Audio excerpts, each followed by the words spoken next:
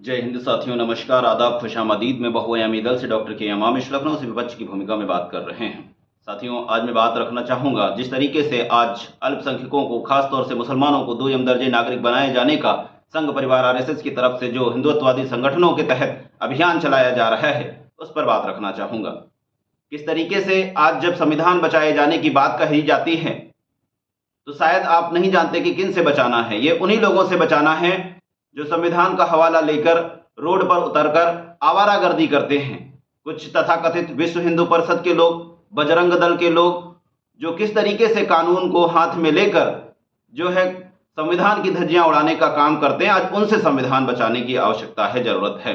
आवारा इसलिए कह रहे हैं कि जब ये विक्टिम होते हैं, ये किसी चार्ज के तहत फांसे जाते हैं या इन पर एफआईआर होता है, तो इनके शीर्ष नेतृत्व के लोग, जो राष्ट्रीय या प्रदेश लेवल के अध्यक्ष हैं, वो कह देते हैं कि ये साथी हमारे संगठन के पदाधिकारी नहीं हैं।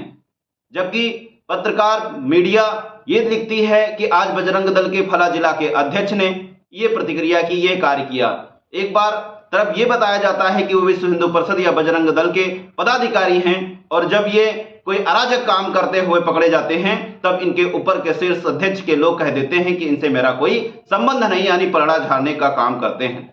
आज किस तरीके से मुसलमानों की दाढ़ी नोचने का काम किया जाता है, मुसलमानों की टोपी के साथ खिलवाड़ करने का काम किया जाता है, तरह तरह के अभियान बना के उनको अपमानित करने का काम किया जाता है, कभी थूक जिहाद के नाम से बदनाम करने का काम किया जाता है, कभी जो है पेशाब जैसे आरोप प्रत्यारोप मरने का काम किया जाता है। आपने हाल ही में देखा 26 दिसंबर को किस तरीके से कुछ तथाकथित आरएसएस से संबंध रखने वाले विश्व हिंदू परिषद और बजरंग दल के लोगों ने हर जगह संता क्लास पर पथराव, मारपीट किया, और उनके जो धार्मिक स्थल चर्च थे उस पर तोड़फाड़ किया, कैंडल जलाने से मना किया, केक काटने से मना किया। ये लोग अपने हिसाब से देश को चलाना चाहते हैं। यानी ये वही लोग हैं जो इस्लाम को मानने वाले हैं, चाहे वो जो है इस्लाम मुसलमान हो या ईसाई समाज के लोग हों, कहीं ना कहीं से वो मैच खाता है। इनका टारगेट वही है। इनके पास सबसे बड़ी मजबूरी यह है कि इनको किसी तरीके से हिंदू बनाना है, पर ये हिंदू बनाने के लिए तैयार नहीं। क्या हिंदू इस तरीके से बनेगा? जब एक दलित परिवार का साथी घोड़ी चढ़ता है बारात करने के लिए, तो आपको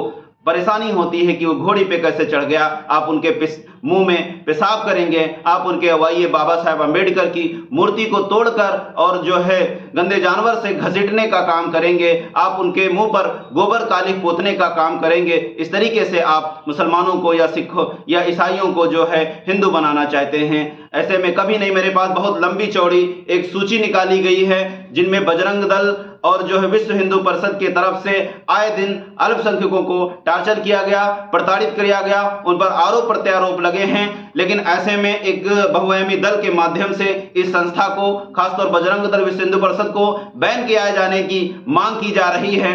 इसका इसलिए कि जब आप कोई मुस्लिम का ऑर्गेनाइजेशन होता है, पॉपुलर फ्रंट ऑफ इंडिया, या सिखों का समाज होता है, जस्टिस फॉर सिख, इसी तरीके से अन्य मतलब ईसाइयों की संगठन होती, आप एक झींटे में भारत का गृह मंत्रालय उसको बैन कर देता है। क्या कारण है कि आज जब सैकड़ों हजारों मतलब साक्ष्य मिल चुके हैं, ज्ञापन जा चुके हैं, आप बैन करने का नामो निशान नहीं ले रहे, आपकी हिम्मत नहीं रही हो रही, क्योंकि आप तुष्टीकरण की राजनीति करना चाहते हैं, आप हिंदू मुस्लिम विभाजन करना चाहते हैं, आप तनाव और अराजकता का माहौल भारत में बनाना चाहते हैं। आज जब भविष्य में पुनः भारत का विभाजन होगा तो कोई अन्य समाज के लोग नहीं होंगे, इसका जिम्मेदार सिर्फ और सिर्फ संघ परिवार आरएसएस होगा। उसके द्वारा जो जहरीले बीज बोए जा रहे हैं उसका परिणाम होगा। ऐसे में जो इन लोगों को समझते हैं कि इस तरीके से नफरतवादी राजनीति करते उठें, जागें, बहुआयामी राजनीतिक दल का हिस्सा बने। सरकार को जल्द ही ज्ञापन पत्र दिया जा रहा है और ज्ञापन की मांगे न करने पर बड़े स्तर पर धरना प्रदर्शन आंदोलन